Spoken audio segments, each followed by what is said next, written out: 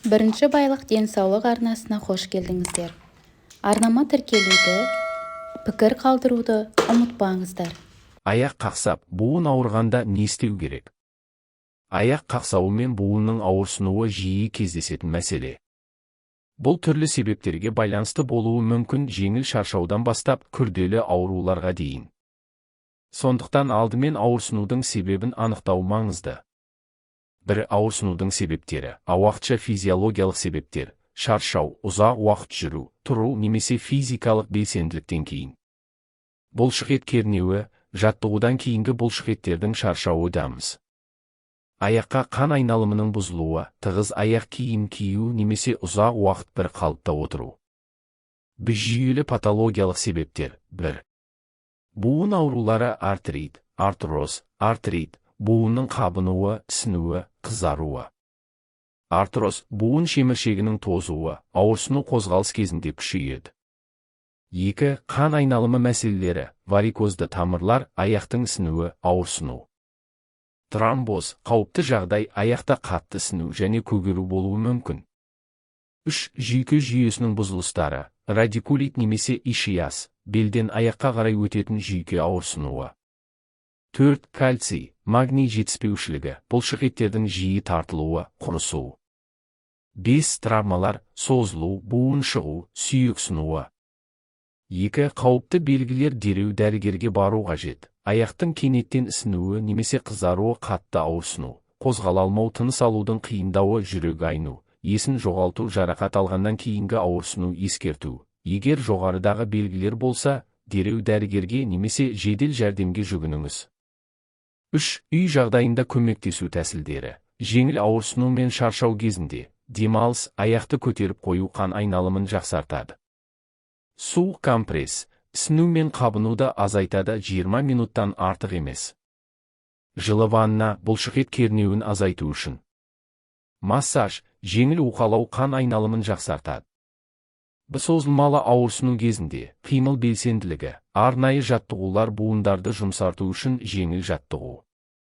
Омега-3 дәрумендері бар тағамдарды тұтыну: балық, жаңғақтар, жасыл көкөністер. Салмақты бақылау: артық салмақ буындарға қосымша жүктеме түсіреді. 4. Дәстүрлі ем халықтық әдістер, дәрігермен кеңескеннен кейін қолданған жөн. Бал мен қыша компресі буынға жұмсақ жылу береді. Зәйтүн майы мен сарымсақ қабынуға қарсы әсері бар. Қырыққабат жапырағы буынға орап қою арқылы ауырсынуды жеңілдетеді. 5. Дәрігер тағайындайтын ем: өзін-өзі емдеуге болмайды. Қабынуға қарсы дәрілер: ибупрофен, диклофенак дәрігердің кеңесімен. Хондропротекторлар буын шеміршегін қалпына келтіру үшін. Физиотерапия, электрофорез, магнитотерапия. Қан анализдері, қабыну маркерлерін тексеру. Рентген немесе УДС, буын жағдайын бағалау. 6. Алдын алу: жеңіл физикалық белсенділік жүру, жүзу, кальцийге бай тағамдар, сүт өнімдері, брокколи, ыңғайлы аяқ киім кию, артық салмақтан арылу, темекі мен алкогольден бас тарту маңызды. Егер ауырсыну ұзаққа созылса немесе күшейсе, міндетті түрде ревматолог, ортопед немесе невропатологқа қаралыңыз. Аяқ қақсауы мен буын ауырсынуын үй жағдайында емдеу әдістері: аяқ пен буын ауырсынуын үйде емдеу оның себептеріне байланысты өзгереді. Егер ауырсыну жеңіл болса немесе уақытша шаршаудан болса, үй жағдайында келесі әдістерді қолдануға болады. Бірақ ауырсыну ұзаққа созылса немесе күрт нашарласа, міндетті түрде дәрігерге қаралу керек. 1. Компресстер: суық және жылы. Суық компрессіну қабыну кезінде қолдану: мұзды пакетке салып, сүлгіге орап ауырған жерге қойыңыз.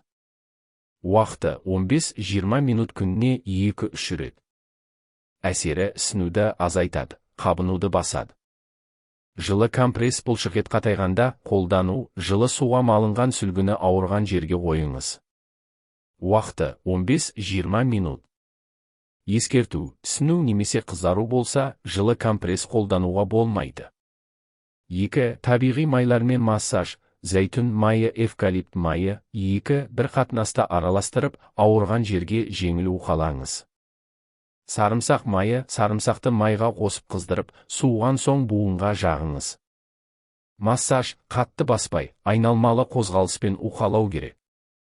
3. Халықтық ем-дом, бал мен қыша компресі. Құрамы: 1 ас қасық бал, 1 ас қасық қыша, 1 ас қасық ұн, 1 ас қасық өсімдік майы. Дайындау: барлығын араластырып, компресс қағазына немесе дәкеге жағыңыз. Қолдану: буынға қойып, үстінен жылы орап, 1-2 сағатқа қалдырыңыз. Әсері: қабынуды азайтады, ауырсынуды жеңілдетеді. Қырыққабат жапырағы. Қырыққабат жапырағын қолмен жұмсартып жеңіл ұрғылап, бал жағып ауырған жерге қойыңыз. Үстінен пленкамен орап, жылы матамен жауып тастаңыз. Түнге қалдыруға болады. Сода мен лимон суы: 1 стакан жылы суға шай қасық ас содасын және бірнеше тамшы лимон шырынын қосыңыз.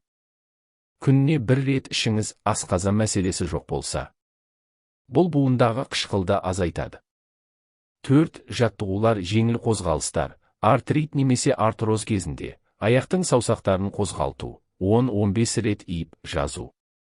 Табан мен домалау: су бөтелкесін немесе теннис добын аяғыңызбен домалатыңыз. Созылу жаттығулары: аяқтың артқы бұлшықеттерін жеңіл созу. Бұлшықет шаршауы кезінде, аяқты көтеріп демалдыру, 10-15 минут бойы аяқтарыңызды жастыққа қойып демалыңыз. Велосипед жаттығуы: аяқтарыңызды ауада велосипед тепкендей айналдырыңыз. 5. Ыстық тұзды ванна. Құрамы: 1 литр жылы суға 3-4 ас қасық теңіз тұзы қосыңыз. Қолдану: аяғыңызды 15-20 минут батырыңыз. Әсері: қан айналымын жақсартады, ауырсынуды басады. 6. Дұрыс тамақтану. Буындар үшін пайдалы тағамдар: кальцийге бай тағамдар, айран, сүт, ірімшік. Омега-3, майлы балық, лосос, скумбрия, жаңғақтар, зығыр дәні. Коллаген, сүйек сорпасы, желе тағамдары. Қабынуға қарсы өнімдер: куркума, зімбір, сарымсақ. 7. Шөптік шайлар: түймедақ шайы қабынуға қарсы әсер береді. Зімбір шайы ауырсынуды жеңілдетеді. Аскөк пен ақжелкен қайнатпасы буындардағы артық тұзды шығаруға көмектеседі. Ескерту: бұл әдістер тек жеңіл жағдайларда көмектеседі. Егер ауырсыну күшейсе, дене қызуы көтерілсе, буын қатты сінсе, немесе қызарса, міндетті түрде дәрігерге қаралу керек. Жүктілер: созылмалы ауруы бар адамдар халықтық емді дәрігердің кеңесінсіз қолданбауы тиіс. Аяқ қақсауы мен буын ауырсынуын жеңілдету үшін қосымша әдістер 8.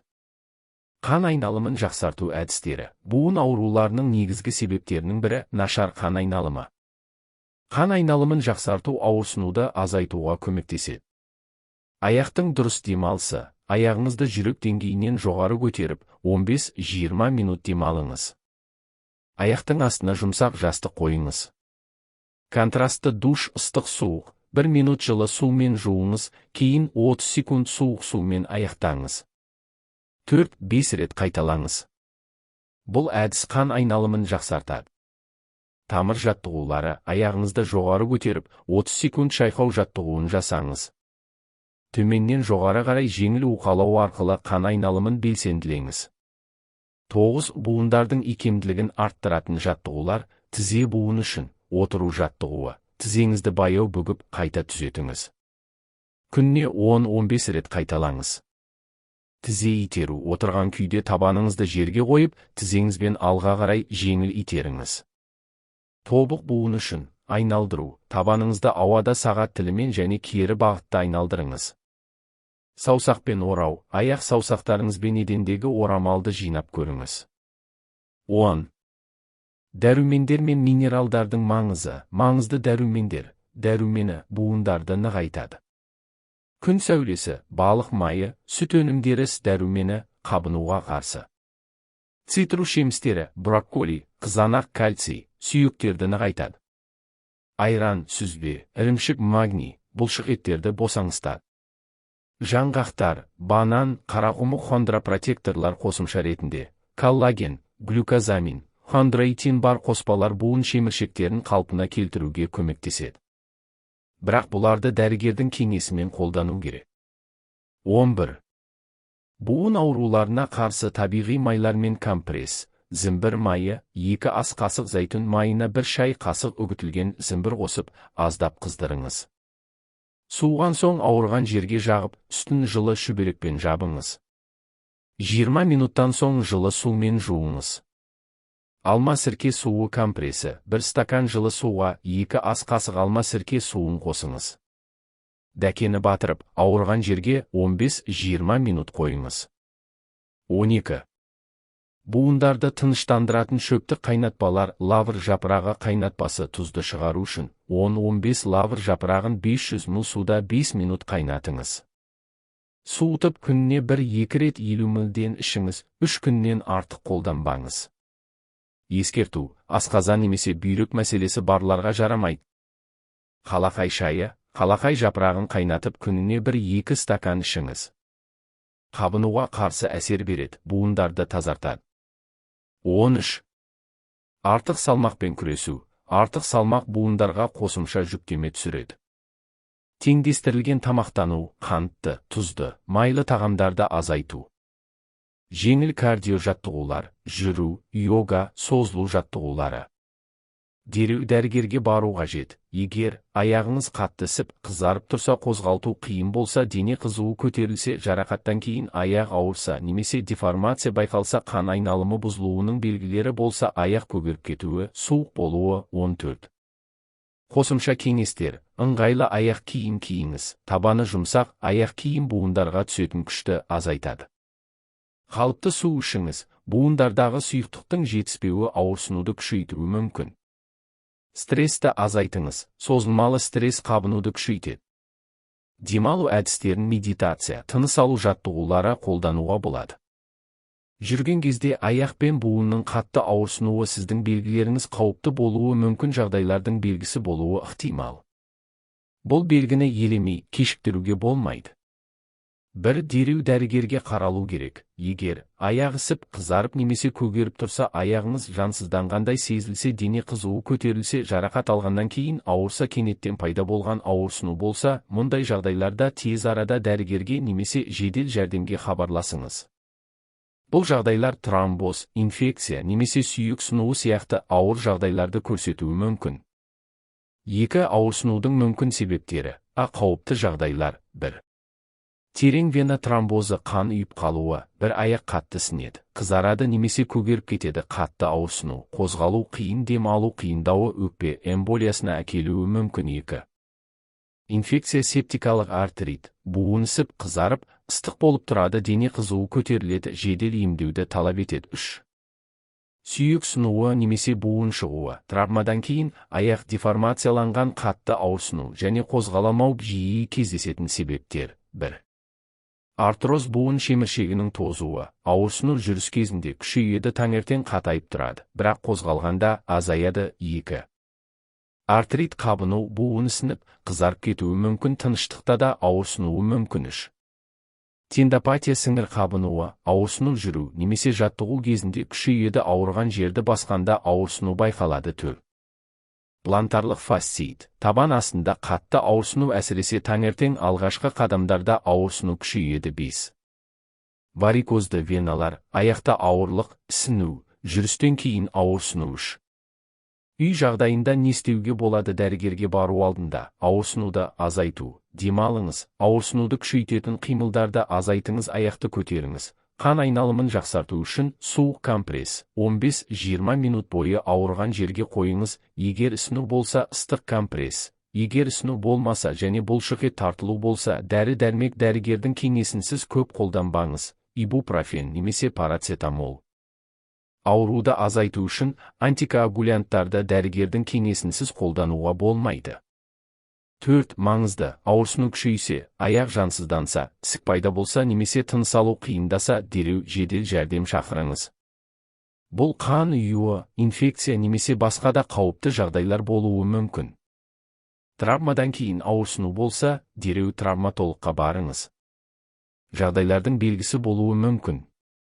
Әсіресе ауырсыну кенеттен басталса немесе қозғалыс шектелсе, дереу дәрігерге қаралу маңызды.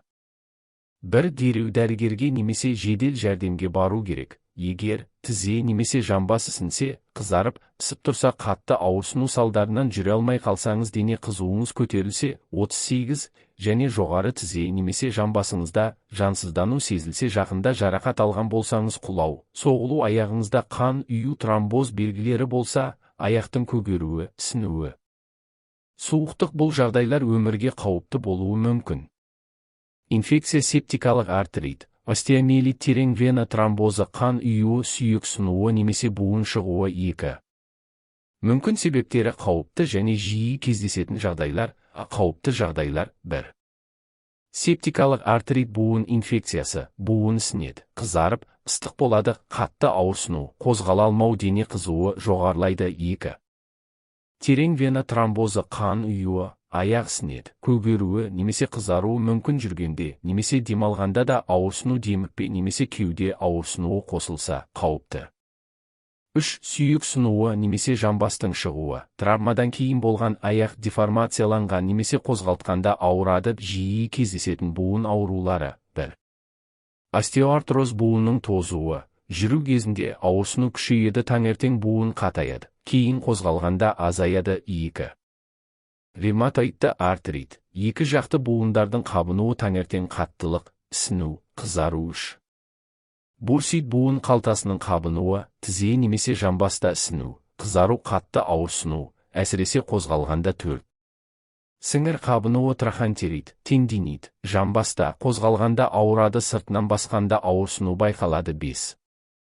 Ишиас, жамбас жүйкесінің қысылуы, ауырсыну белден басталып, жамбас арқылы аяққа тарайды, аяқтың жансыздануы мүмкін. 3.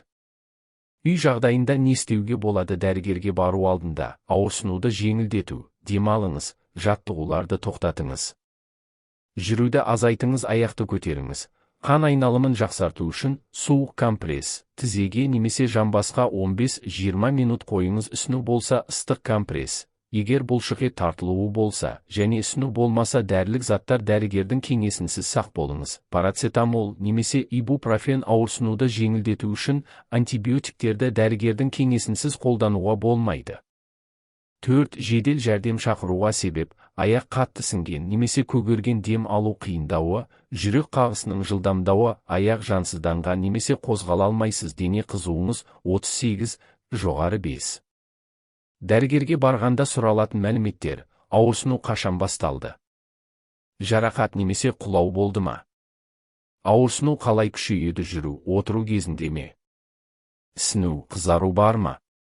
Қосымша белгілер: дене қызуы, тыныс алу қиындықтары, жүрек соғысы. Ұсыныс: бүгін немесе ертең дәрігерге барыңыз, травматолог, ревматолог немесе ортопед.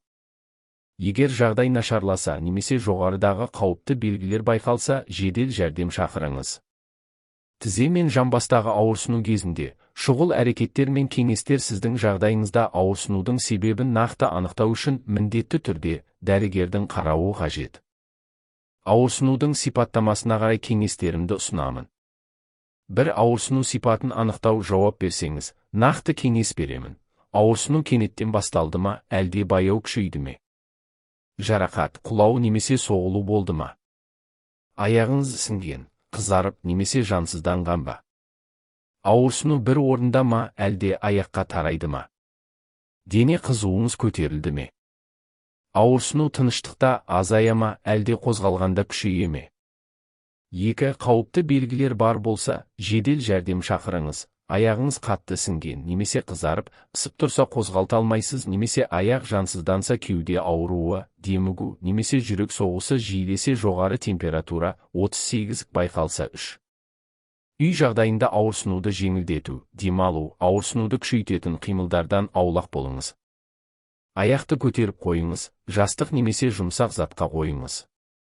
Суық компрессіну болса, мұзды сүлгіге орап, ауырған жерге 15-20 минут қойыңыз.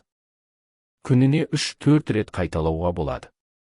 Ыстық компрессіну болмаса, бұлшықет тартылса, жылы сүлгі немесе жылытқышты қолданыңыз. 15 минуттан артық ұстамаңыз. Жеңіл уқалау. Ісіну болмаса, жеңіл уқалау арқылы қан айналымын жақсартуға болады. Қатты басуға болмайды. 4. Дәрі-дәрмектер уақытша парацетамол ауырсынуды басу үшін ибупрофен қабынуға қарсы. Егер асқазан мәселесі болмаса маңызды. Асқазан жарасы, бауыр, бүйрек аурулары болса, дәрігердің кеңесінсіз қабылдамаңыз. Дәрілерді тек уақытша ауырсынуды азайту үшін қолданыңыз. Бұл себепті емдемейді. 5. Медициналық тексеріс қажет. Қандай дәрігерге қаралу керек? Травматолог. Егер жарақат немесе құлау болған болса, ортопед. Егер буын ауруы немесе шеміршек тозуы болса, ревматолог. Егер қабыну белгілері болса, ісіну, қызару, таңертеңгі қаттылық, нейропатолог. Егер жүйке қысылуы, аяқ жансыздануы, шаншу болса, мүмкін болатын тексерулер, рентген. Сүйек сынуын анықтау үшін УДЗ немесе МРТ. Жұмсақ тіндер мен буындарды тексеру, қан анализі, қабыну белгілерін, инфекцияны анықтау үшін 6. Қауіпті жағдайларды болдырмау. Аяқта ұзақ тұрмаңыз, бұл буынға артық күш түсіреді. Ыңғайлы аяқ киім киіңіз, биік өкшеден аулақ болыңыз. Артық салмақ болса, оны бақылау маңызды. Буындарға жүктемені азайтады. Аяқтағы ісіну мен қызару қауіпті жағдай болуы мүмкін. Сіздің белгілеріңіз өте қауіпті жағдайлардың белгісі болуы мүмкін. Әсіресе тізе мен жамбаста ісіну, қызару және ауырсыну болса. Мұндай белгілерді елемей, тез арада медициналық көмекке жүгіну қажет. 1. Дереу жедел жәрдем шақыру керек. Егер қатты ауырсыну, аяққа салмақ сала алмау, дене қызуы 38, жоғары аяқта жансыздану, қозғала алмау, демігу немесе кеуде тұсында ауырсыну болса, аяқтың түсі көгерген, салқындаған болса, бұл белгілер өмірге қауіп төндіруі мүмкін. Инфекциялық артрит, септикалық артрит, терең вена тромбозы, қан ұйуы, эмболия қаупі, қан ұйығы өкпеге кетуі мүмкін. Жамбастың сынуы немесе шығуы, жарақат болса. 2. Мүмкін қауіпті себептері. Өмірге қауіпті жағдайлар. 1. Септикалық артрит, буынның іріңді инфекциясы, тізе немесе жамбас қатты ісіп, қызарып, ісіп тұрады. Қатты ауырсыну, буынды қозғалту мүмкін емес. Дене қызуы жоғарылайды. 38-тан жоғары, тез арада жедел медициналық көмек керек. 2. Терең вена тромбозы, қан ұйығы, аяқ ісіп, қызарып, ауырсыну мүмкін. Көгеру, аяқтың салқындауы немесе жансыздануы, ауырсыну көбінесе жамбаста немесе балтырда. Дереу ауруханаға бару керек, өйткені ұйыған қан өкпеге кетуі мүмкін. Өкпе эмболиясы. 3. Целлюлит, тері астындағы инфекция, тері қызарып, ыстық, қатты ауырады. Жоғары температура, инфекция тері астында тереңдеуі мүмкін. Антибиотик қажет. Басқа себептер қауіптірек емес, бірақ маңызды. 1. Ревматоидты артрит немесе подагра, буындарда ісіну, қызару, таңертеңгі қаттылық кейде кенеттен басталады. 2. Бурсит, буын қалтасының қабынуы, буын үстінде ісіну, ауырсыну, қозғалғанда күшейеді. 3. Сіңір қабынуы, тендинит, ауырсыну, қозғалыс кезінде кейде ісіну байқалады. 3. Үй жағдайында не істеуге болады? Дәрігерге жеткенше маңызды. Егер жоғарыдағы қауіпті белгілердің бірі болса, жедел жәрдем шақырыңыз. Егер жағдай тұрақты болса, аяқты демалдырыңыз, қимыл қозғалысты азайтыңыз. Суық компресс, мұзды сүлгіге орап, 15-20 минут қойыңыз. Аяқты көтеріңіз. Ісінуді азайту үшін жүрек деңгейінен жоғары парацетамол ауырсынуды басу үшін қолдануға болады. Антибиотиктерді дәрігердің кеңесінсіз қолдануға болмайды. 4. Дәрігерге барғанда не сұрайды? Ісіну қашан басталды? Дене қызуыңыз қанша? Ауырсыну қай жерде қаттырақ сезіледі? Жақында жарақат, соғылу болды ма? Тромбоз, ревматизм сияқты аурулар бар ма? Міндетті түрде мына тексерулер керек. Қан анализі, инфекция, қабыну белгілері, УДЗ немесе дуплекс қан ұйуын тексеру үшін рентген немесе мұрт сүйек, буын жағдайын көру үшін 5. Қорытынды, қауіпті белгілер болса, жедел жәрдем шақырыңыз. Дәрігерге тез ара.